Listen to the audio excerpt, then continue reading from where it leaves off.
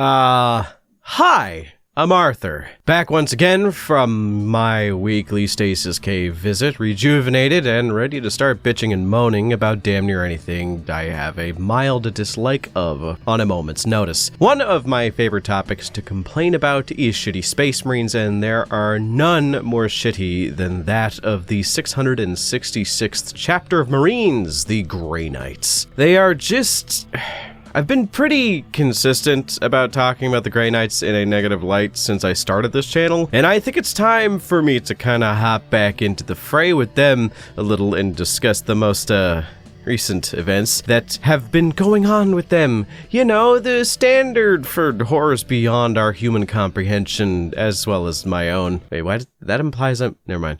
Before we get into it, I do gotta say, the terminus decree! Yeah! Yeah, it's kind of stupid. But we will discuss just how stupid it is in a little bit. We do have to build up just a little to get there. Because the terminus decree is just... well, it's not anything new. The Grey Knights done been like this ever since their inception. The Grey Knights fucking suck. They have always sucked. They are quite literally the most suck chapter in the history of 40k. They are someone's nuh-uh on the playground when you're playing pretend and want to say that they have an anti-laser force field that blocks all lasers, to which the horse girl says, oh, I've got centaurs with magic arrows, and then the force field kid hastily goes, yeah, the force field also blocks those too. But let's do a brief synopsis of them. This is a good companion piece to the video that I just released last week about the Death Watch. You should go check that out. But I also have a sponsor for this video, so I want to cover them before we actually get into it. So, yeah, hear me out for this. One of the things we all have to deal with on a daily basis is eat. I know, it's inconvenient. I would rather be painting Heroscape miniatures, but something I always have time for is today's sponsor, Factor. Fun fact, if you didn't know, I went through a house fire recently, and one of the things that actually helped me, this is not actually a joke, stay fit and not resort to fast food every day was Factor, as I have been using their service for probably over a year now. Yeah, no joke, I have actually been off and on subscribed to them without them having sponsored me, so you know they actually have to be good. Now that I'm back and they offered to work with me, I had to pay it forward a bit here. With meals that can be done in the microwave in as soon as 2 minutes and macros that have been helping me stay fit and full while training for my own boxing matches, I'm not just here to say you should try them. I'm here to tell you, head to factor75.com or click my link below and use code MrBones FB50 to get 50% off plus free breakfast for 1 year. That's code MrBones FB50 at factor75.com to get 50% off plus free breakfast for 1 year. They have a huge selection of various different foods that you can choose from, and you're never going to get bored with what they have. I think they are a great product, very tasty, and make absolutely delightful meals. So yeah, you'd probably feel the same. Click my link in the description and use code MrBonesFB50 at checkout for 50% off plus free breakfast for 1 year. Thanks to Factor for sponsoring this video, and let's get back to the Grey Knights. In short, the Grey Knights were an emergency response from the Emperor and Malcador, the Sigillite, to the rising threat of demons and demonic entities in the universe, taking the genetic code of the Emperor and using it to create a new gene seed to create the Grey Knights. Just with the gene seed alone, the people who are able to take it, you create these incredibly capable, incorruptible, and psychically charged individuals that are a force of demon hunters who are now working alongside the Ordo Malleus of the Inquisition. Each Grey Knight has unique equipment especially made to combat and banish demons, or especially chaos corrupted marines. All of them being equipped with force weapons that a psyker would use, as well as them being psychic in general. A lot of people in the 40k community do actually underestimate how powerful just being a psyker is. Though to be fair, being a psyker has never really been defined as to how potent and powerful it is. Yeah, there are classes of psykers, but they all make no sense. But regardless, having force weapons, being a psyker, being a space marine, and then having the Emperor's gene seed, whatever that means, it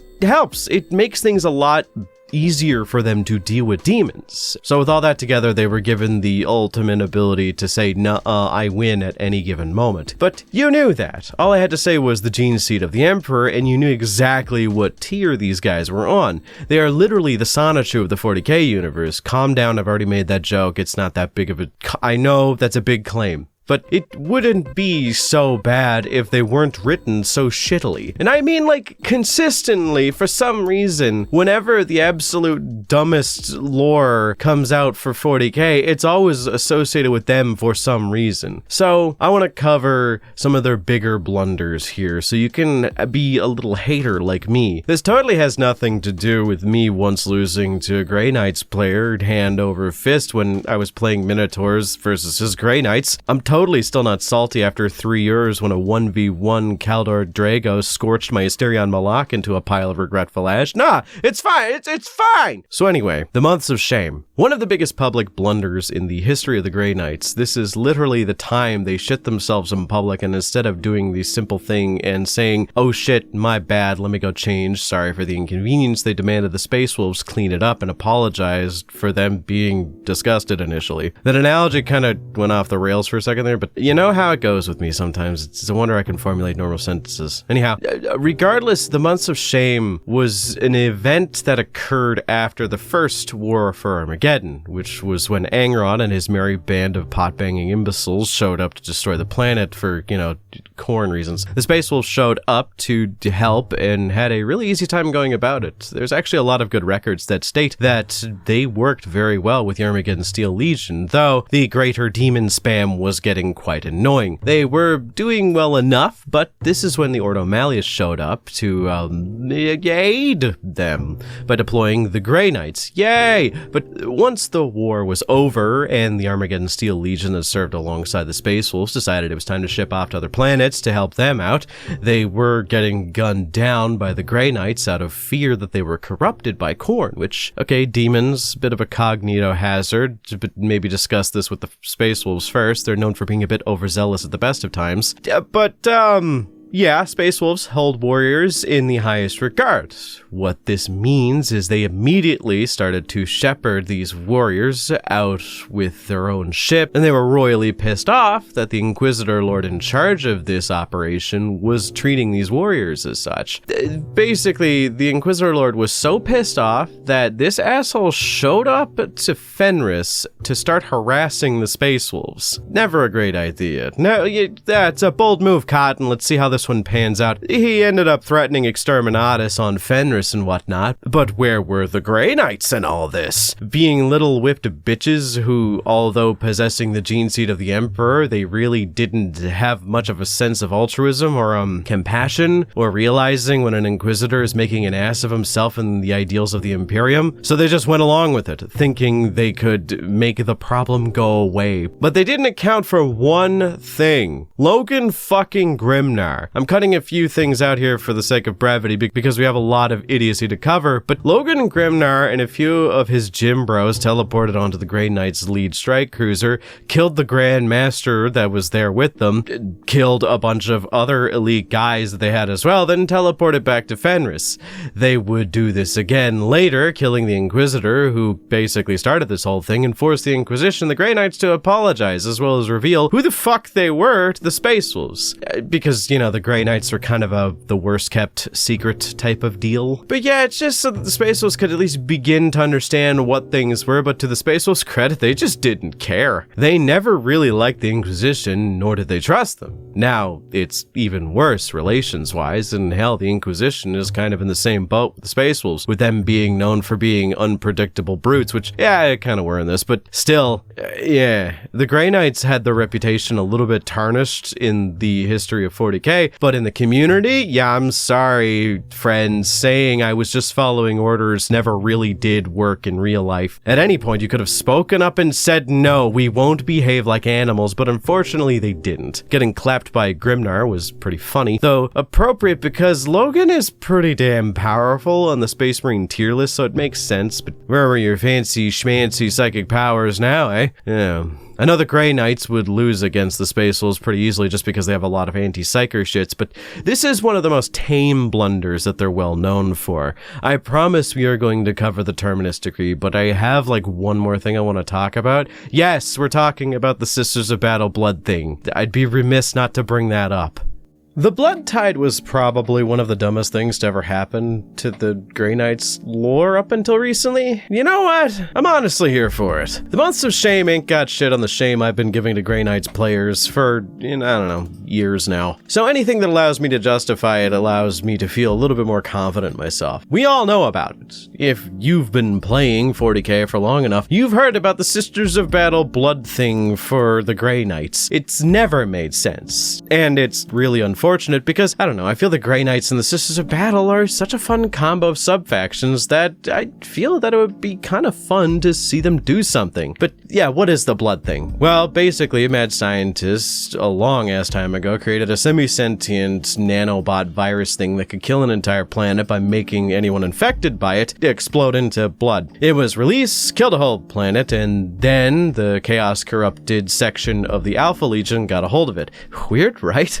Who'd have thought they'd make it into this video? But regardless, skip ahead a bit and it landed in the hands of a Khorne Greater Demon who was using it to destroy an entire planet. You know, a lot of blood and all that, it makes sense. The Sisters of Battle were on this planet to try and stop it, but it was just not enough, so the Grey Knights showed up to do their thing, and the first thing they did was take the remaining uncorrupted Sisters of Battle, murder them, and use their blood to make talismans to ward off corruption from the Khorne Demons, which, okay, wow. Just stating that openly with my full chest made my eyes go bloodshot, and I'm pretty sure reduced my credit score, but let's break this down a bit and ask a few questions. So for one, why on God's green earth do you think using blood can stop the blood god from doing anything? The most we've ever seen it do something in the past is when a greater demon, probably one of the strongest greater demons that Khorne ever had, was being sedated by being fed a constant stream of psyker blood, and that's because Khorne just hates psychers. I feel like holy man blood would probably power them up a little bit. 2, warn against corruption. What the fuck are you talking about? You're the Grey Knights. We only have one speculated corrupted Grey Knight in the history of any setting, and the only in-lore reason as to why it happened was because this individual met Slaanesh in the innermost circle of Slaanesh's domain. And even then, it was kind of only barely. The idea of being corrupted by a bloodthirster is insane. 3, why not, I don't know, just ask for a bit of blood from the uncorrupted sisters? I'm sure the sisters would be more than willing to lend you a little bit of it instead of you having to outright murder them. And if they just sacrifice themselves to become martyrs, kills 2 birds, 1 stone without you having to do it viscerally. 4, Grey Knights suck. That isn't a question. I just wanted to say that. 5, why was it that in that one Grey Knight book there was a weird implication that the Grey Knights are either uncomfortable or confused about sex? Come on, Aaron, you're not the one who puts the weird sex things in your books. It's Guy who does that. 6, and probably most importantly, why hasn't this ever been addressed? I feel like GW is ducking us. This shit is crazy. Why, James? You can't fucking run from us. You never will outrun the weight of your sins. I'm still mad about the Death Watch to Imperial Agents thing that you're trying to sweep under the rug and then backpedal once we got pissed off at you enough. Yeah, I have a feeling you're gonna do the same thing with the Grey Knights, and if you do that, there's gonna be hell to pay. I feel as though I have lost the plot here, but this is a monumentally stupid idea. This makes no sense, and it is very reasonable as to why GW has kind of buried this. Like, it was the black sheep of the Grey Knights lore, but it goes without saying it's really unfortunate. I really want to like the Grey Knights. Okay, that's also a bit of a stretch. I've low-key hated them ever since I heard about them, but you know, it's a thought that counts. But yeah, this moment is just textbook grim derp. It is so idiotic that it makes the majority of Xenos lore, including the Yennari, look compelling by comparison. But this isn't the end of this, fellas. It's the beginning. It is time for us to discuss the Terminus Decree. But before we get into it, I gotta admit, I hadn't heard much about the Terminus Decree until this point. I only really did a lot of research into it when people started to complain. I had never really wanted to knuckle under and actually research it, but basically it was one of the final lore bastions that we should never have crossed, like the 11th and 2nd Primarch. It was a command that was given to the Grey Knights, a final sanction, a permit that gives them absolute authority to do one thing. And we never truly knew what that one thing was. The final thing was essentially going to be done on the final minute of the 11th hour. It has to be essentially a hit the big red button labeled to do not touch type of moment before you can even consider reading what is on the parchment that the Emperor wrote. It has always been stated that the Terminus Decree was something that, when enacted, would either completely destroy the Imperium or be the thing that would save it. A lot of people had theories. My theory, when I first heard of it, was that it was basically them opening up every single one of the dark cells on Terra and say, fuck it. Basically the biggest you didn't win moment in the history of fiction, where instead of people killing Terra and taking it over, be it Chaos, Tyranids, or whatever, they have to contend with whatever prototype Primarch bullshit they got down there. A lot of people thought that the Terminus Decree had a lot to do with a biological agent created by Bacillo Foe. This agent was meant to kill any non-standard human. From my understanding, the disease was pre-programmed as a pathogen with the schematics for genetic acceptability. If you have the 24 chromosomes of a human, and they're within acceptable ranges of what a human should be, you were basically left alone, but if those genes were tampered with in any way, shape, or form, it would basically kill you. It was basically as contagious as the common cold, too. It would kill Space Marines, Custodes, Primarchs, probably Abhumans, but it would wipe out a lot of the main problems for the Imperium while also wiping out the majority of their protectors. It was kind of a big last middle finger. That would kind of make sense, you know, a final explosive thing. Maybe it was the key to finally turn off the Golden Throne and just see what happens, because honestly, we never really knew until now. The Terminus Decree was pretty mysterious. It was probably one of the bigger secrets in the setting until recently. Because recently, the Terminus Decree was revealed to be something that kind of shocked the whole of the fan base and a lot of onlookers who barely knew what it was. So, what was it? Well, in a small, almost austere wooden box with a single golden emblem on it, there was a single piece of parchment paper that inside of it was a decree given to the Grey Knights by the Emperor. Now, this decree was said to be stored away in the deepest recesses of the Grey Knights' main monastery on Titan, and also could only be viewed by the Grand Master. It was recently viewed, and what it said was, if ever the Emperor is to somehow leave the Golden Throne through resurrection, reincarnation, or ascension, the Grey Knights must find a way to put him back on the throne, even if it means killing him. A lot of people, especially in my local community, have been asking me how I feel about this. They ask me what my opinion of the Terminus Decree is, and the reception on it, and in general, how I feel about its lore implications.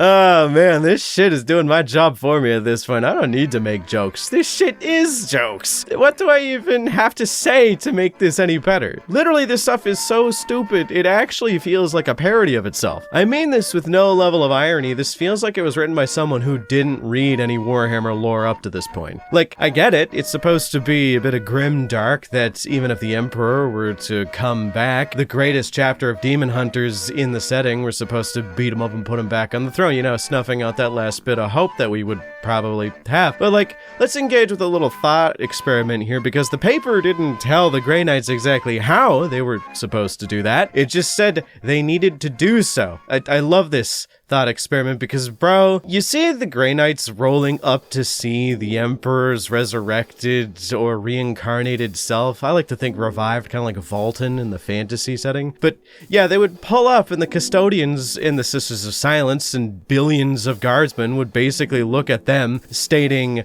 "We need to return him to the throne," and they would say something akin to, "Why don't you come and get it, pussy?" It is so beautiful that the writer thought it would sound grimdark and scary when in fact it literally just sounds like it's the quickest way for them to end their entire chapter. Which, who knows? Maybe that's the reason why the Terminus Decree exists. In a roundabout way of going about things, the Emperor could have just made this the plan to kill off all the Grey Knights due to them no longer needing to exist anymore if the Emperor's back. because maybe they'd be too powerful, thus the name the Terminus Decree, meaning the end of a thing. I don't know. I guess that makes a little bit of sense, but I can't stress this enough. The Grey Knights at full strength would be 1,000 guys at most, and would get absolutely fucking wiped off the face of the map. Not even just because the Custodes, but because you have the Sisters of Silence nullifying their only real major benefit for, their chapter, which is the psychic shit. If you couldn't, I'm losing my train of thought here.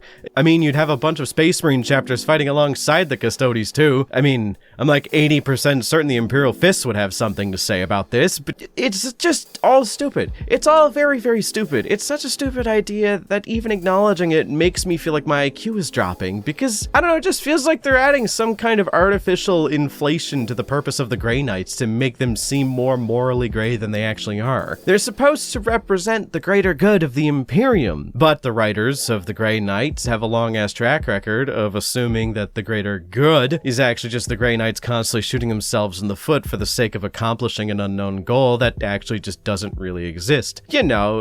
Probably because it would be too difficult to explain, and they just leave it for another author to elaborate on later who doesn't know what they're talking about. When the authors figure it out, obviously. I think that the mystery box style of storytelling is kind of bullshit, as it just leads you by the nose, and sometimes it can be fun, but the Terminus Decree is one of those examples as to why finding out the mystery just kind of, it makes things feel kind of shitty, because it is shitty. The Terminus Decree is stupid, because if the Emperor ever leaves the Golden Throne, that basically means the end of the 40k setting, and maybe beginning of something new like Warhammer 50k or some shit. But let's do another thought experiment here. What if the Emperor does get off the throne and the Grey Knights do successfully put him back on? Could you imagine how pissed off the entire 40k fan base would be? God, that would be funny as hell. If I may wax poetic, this is kind of emblematic of where we are in 40k as a whole. The Grey Knights are a relic of a bygone era in more ways than one. The old heads of 40k like the way that it was before. A stagnant setting where every combat that you engage in happened across